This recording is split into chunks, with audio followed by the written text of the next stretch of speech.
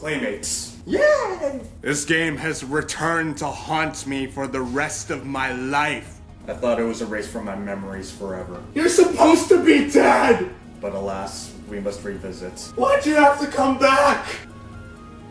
Is this game as bad as I remember it to be? This game is horrible! We're just gonna have to wait and see. Before we get into this, I need to briefly bring you back to when I was just a wee whittle 5-year-old, easily impressionable kid. It was just another innocent day in my childhood where I went to my cousin's house. I walked in right through the front door, but I wasn't greeted with the attention of my cousins, but a room lit up by a TV. There I saw Claymates! Whoa, look at all these fucking characters beating the shit out of each other, and they're all made of clay! Whoa, look at all those crazy moves! Mommy, Daddy, I want this! I really want— I begged and begged for Clay Fighter. Eventually my parents agreed with me, and finally went on a trip to the store just to shut me up. I sat at home waiting, in anticipation, just waiting and waiting, to be able to take part in these awesome clay-made battles. But once they returned home, they returned with something that I didn't exactly expect. Instead of Clay Fighter, I got Claymates. Are you fucking kidding me?! So instead of this awesomeness, I got some rolling blue punching ball, a mouse that goes "Ah!", some red cat lion tiger thing that goes and some other shit that I didn't want. I felt like a cruel joke was being played on me. But in this case, let's just play along with it anyway. We're first greeted with this little intro scene over here. This is where things start to go wrong from the get-go.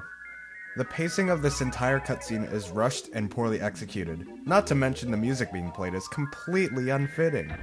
It doesn't even give proper emphasization of the supposed storyline. I guess the one good part about this part is that it doesn't waste too much of your time.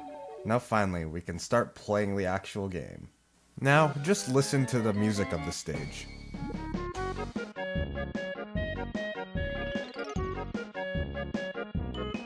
Yeah, this is the same song you'll be hearing for the next few levels. It gets annoying fast. It's like a comedian that tells a punchline to the crowd with weak reception and repeats the same joke over and over and over again in pure desperation. It's hilariously unfitting. Didn't Clayton's father just get kidnapped? Let alone the fact that he just got turned into a freaking ball of clay? I mean, come on, this guy wants vengeance. We should be hearing something like this.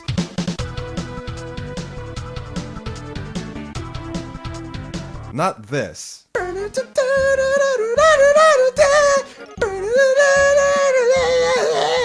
Little things like this made a poor impression on the younger version of myself. But looking back at this game now, it's actually not that bad. Yeah, I mean it. It might not be for everyone considering it's obviously made for kids with the goofy and happy-go-lucky atmosphere and all that, but really, it's actually not a bad game at all.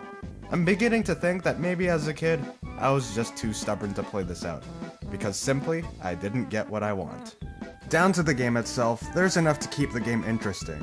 There are nice little touches such as collectible shapes to unlock stage gadgets, bonus stages, and overworld puzzles to advance to the next part of the world.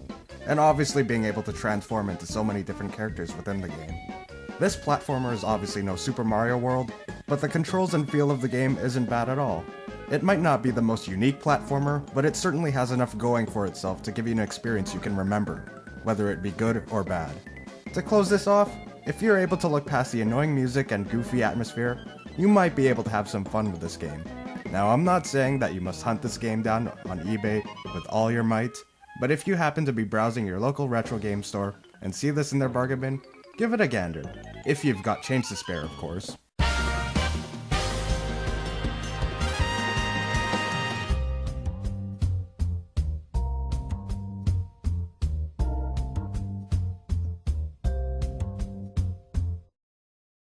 Hey.